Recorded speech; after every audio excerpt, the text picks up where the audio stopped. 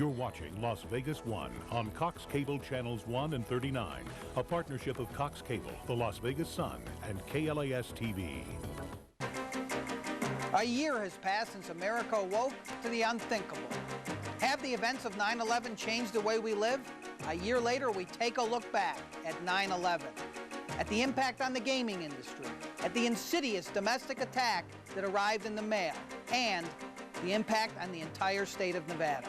Let's take a look at the second part of September 11th, the anniversary.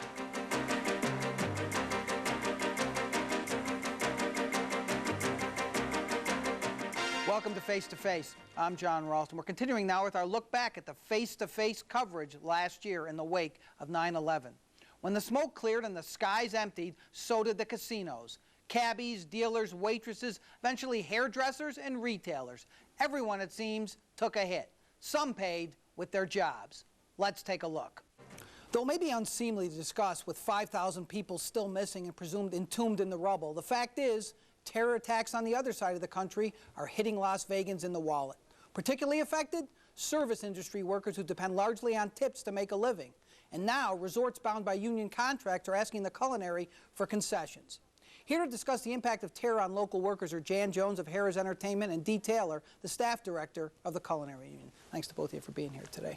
Let me ask you something. And again, I mentioned it up top. You mentioned yesterday it's almost cold-hearted to be even asking these questions. Of course, some people would say this is the show to be cold-hearted, but life does go on, and life is going on here in Las Vegas, and people in the gaming industry are having to make some very, very difficult decisions. Talk about what's going on at your property right now, how those decisions are being made, and what you think is going on globally in the gaming industry. Well, you've seen, John, and we all saw it last weekend, a tremendous fall-off in the occupancy. I think at Harrah's Las Vegas, we were at a high of 75 to a low of 55. Rio was 55 to 60.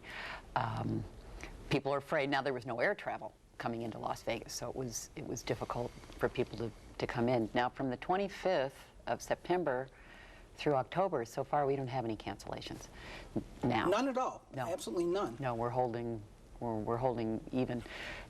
Well, that's definitely going to be impacted by a number of issues. Planes, people's fear, what the government does going forward.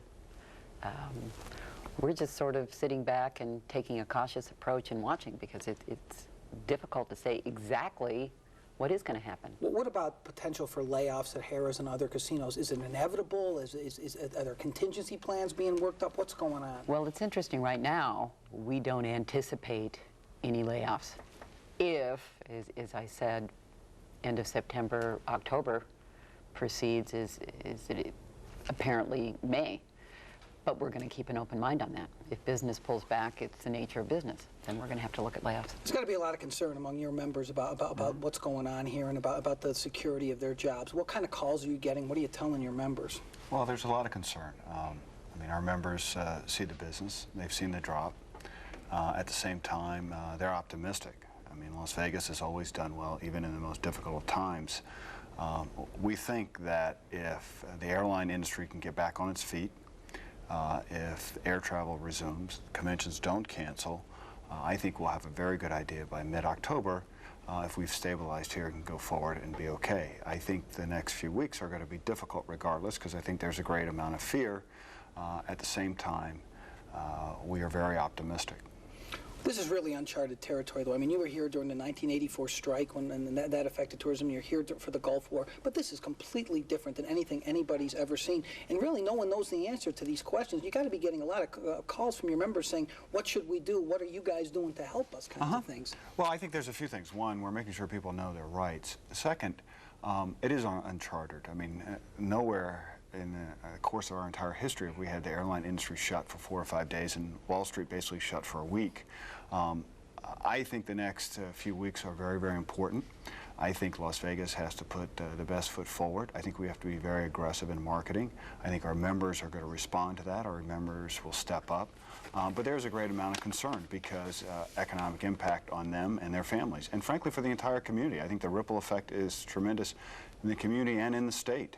What about some of the casinos asking for some relief from the 40-hour work week requirement, asking people to take their vacations now? How are you responding to those kinds of requests? Well, it's funny. I've heard quite often in the press that's been asked, but I've never been asked that directly yet by one casino yet. So they're raising it through the press. You mean the press is making it up? To you? Yeah, I think that this has been a lot of media generation where it has not occurred. It really hasn't. It really has not. They're not asking you occurred. for any concessions at all. No, they have not. Is that going to happen, do you think? Are casinos going to have to go to the culinary and say, listen, you got to help us out here. We're hurting. It's in your best interest to help us get through this. Well, you know, I think that the industry and labor have always worked very, very well together. But again, I think we're getting a little ahead of ourselves. We're all sort of taking the approach, let's see what happens. If in fact, and it's going to be more a result, I think, of how the airline industry responds to Las Vegas. What, do they cut back 20% of their flights right now? People's fear of flying or not flying, and what happens with potential military action. You know, so we're just speculating on issues that nobody knows. I mean, layoffs aren't new to Las Vegas. I mean, people get laid off. For example, between Thanksgiving and Christmas, it's generally dead here. People get laid off. So layoffs are not new. The question is, how are layoffs done? Are they orderly? Are they systematic? Are they done by seniority? That's proceeding, and that will proceed. There has not been any big approach towards us about major concessions, et cetera. Not at all. We have said repeatedly, if somebody comes forward with a proposal, we will look at it, we will consult with our members, and if it works for our members and works for the companies, great. That hasn't happened yet, so I think it's speculative. At the same time, we're quite concerned and worried. I mean, this is, as you said, uncharted ground, and it's a scary time. More on the effect on Las Vegas of the terrorism on the East Coast when Face to Face returns.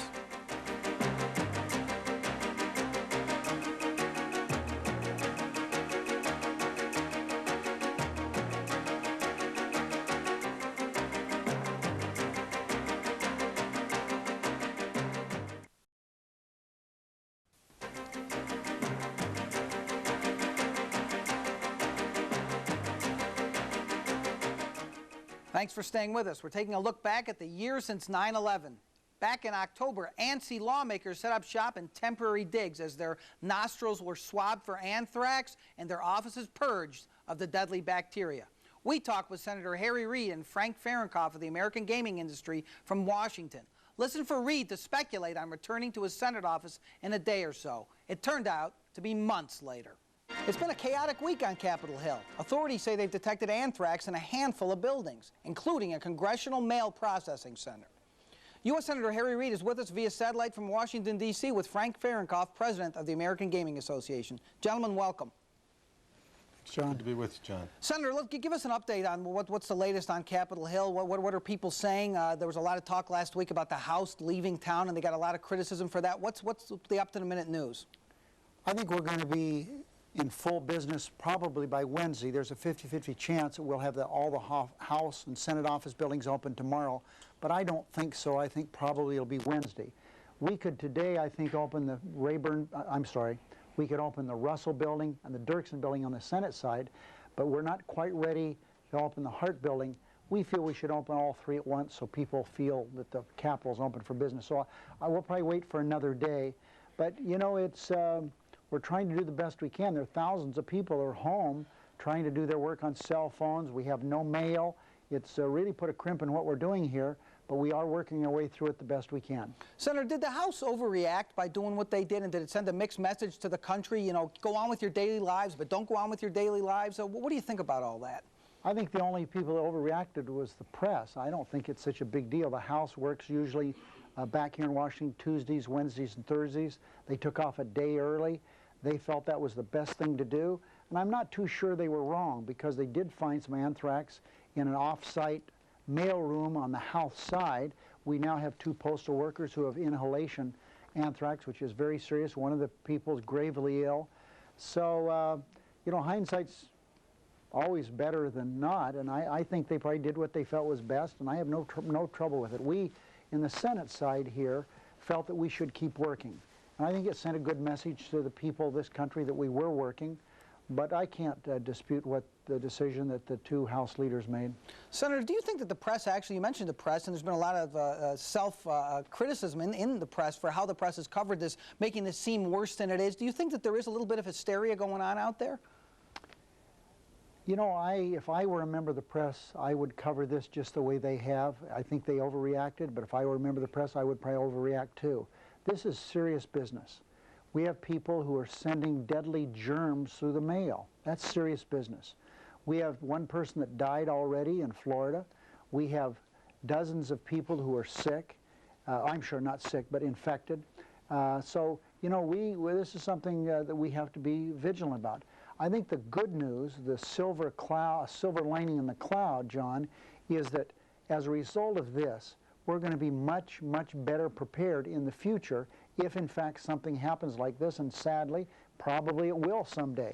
And with the work that we've done here with the Centers for Disease Control, the United States military, the Capitol Police Force, and the Capitol Physician's Office, we're really well prepared in the future, and we'll have a protocol to handle situations like this. Senator, I don't think a lot of people here in Nevada watching the show realize that you were the one who had to go on the floor and actually announce to the Senate last week about these staffers being infected. Your own staff has had to go get tested. You've been tested. Talk about what that was like.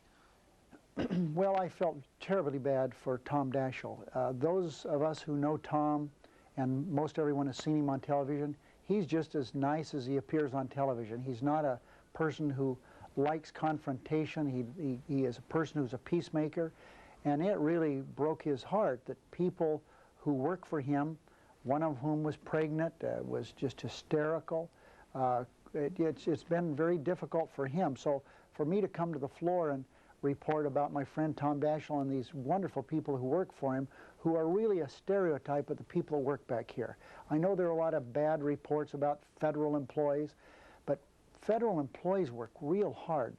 The legislative branch of our government, these people work hard. They could make more money on the outside. They're dedicated public servants. And to have some evil person try to do such bad things as they've done, not try to do bad things that they've done, really is tough. So I went to the floor and I did indicate that this is what the story was. And the best thing I found in situations like this is don't say, I've got some bad news for you. The best thing to do is just say, here's the story, and let people work with it however they can, including members of the press. Real quickly, Senator, we're going to go to a break in a second, but tell me about you and your staff. How are you doing? When are you going to get the test results back? How is everyone doing back there? I got my test back yesterday. I am not positive, so I didn't go on the antibiotics, so I don't have to stay on them. I'm simply not going on them. And all my staff has been negative with anthrax. Much of my staff, you know, is in the Hart building, but we were in a different quadrant than Daschle's office, so we thought we would be okay, and the test proved that we were. Mr. Fahrenkopf, let's talk about the local economy and what you've heard from your members here. Is it coming back? Is there still a lot of worry out there? What are your members telling you? I think there is still some worry, John, but I think it really has come back significantly. As you know, since September 11th, the first 2 weeks were pretty tough. But we're now seeing not only the weekends filling up, but we're getting to a better room capacity during the week, which was the weakness that we had that really led to the laying off of the 15,000 people in the Clark County area. So we're, you know, every day it seems to get better. I mean, we realize that the room rates that are being charged are not the normal room rates, but anything that gets the American people back traveling, not be afraid to fly, is in the best interest of the entire hospitality industry in the country. So, yeah, I think things are looking up. We're very optimistic, let me put it that way.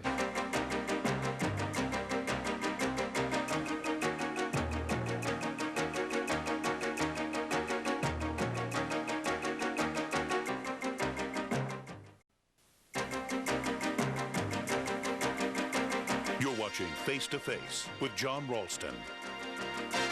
Welcome back to Face to Face. I'm John Ralston. We're observing the anniversary of September 11th with a look back at programs we aired in the last year. Now we'd like to step into the present. Recently, I asked Sheriff Jerry Keller and civil libertarian James Tate whether they think the Constitution and Bill of Rights have become casualties of 9/11 terror. Let's take a look. When do law enforcement agencies have to do things they might not ordinarily do, and what is going too far? And of course, very concerned about that, Dr. Tate. This USA Patriot Act that was passed by Congress by overwhelming margins. Let me show you, gentlemen, some of the major provisions, and let's talk about that and get your opinions on that. Here are some of the major provisions. Allows the government to conduct what are known as sneak and peek searches. Access to records has been changed. Tracking telephone and internet usage, when they can do it, has been changed. No probable cause in some cases for wiretaps and searches when there's reasonable grounds to believe that there was a test for detainment. Dr. Tate, just give me your general feelings about the USA Patriot Act and whether or not it was necessary in the wake of what happened on 9/11 last year. Well, let me start off by saying everyone agrees that 9/11 was a terrible tragedy. However, you don't compound a tragedy by creating another tragedy. And the assault on civil liberties, the assault on the Bill of Rights has been atrocious. You name some of the provisions, but there are others. And what it has done is taken us back to the McCarthy era in the 1950s. And I think that's a very dangerous time. It's a very dangerous time in the country right now. And I think that's why people are reacting to it. And believe it or not, there is a growing anti-U.S. Patriot Act. You mentioned it was passed overwhelmingly. Most legislators will tell you they didn't have a clue as to what was in that bill. And if you read it, you can't really figure it out unless you have all of the provisions of all the laws that they amended. But think about this now.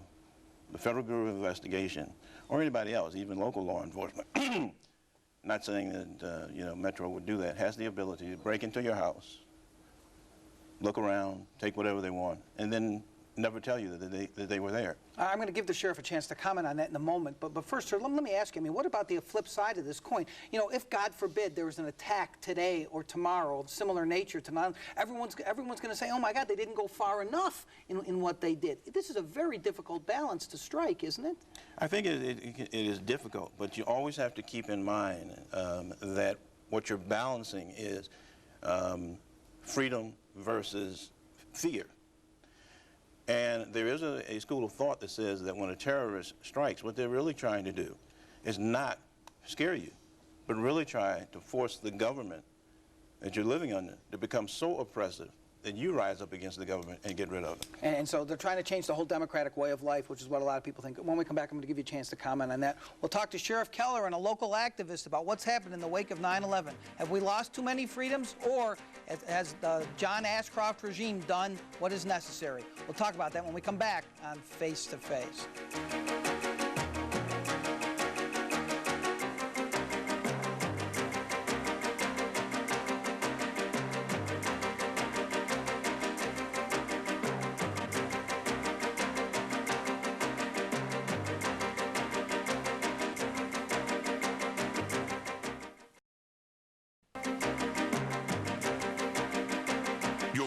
Face to Face with John Ralston.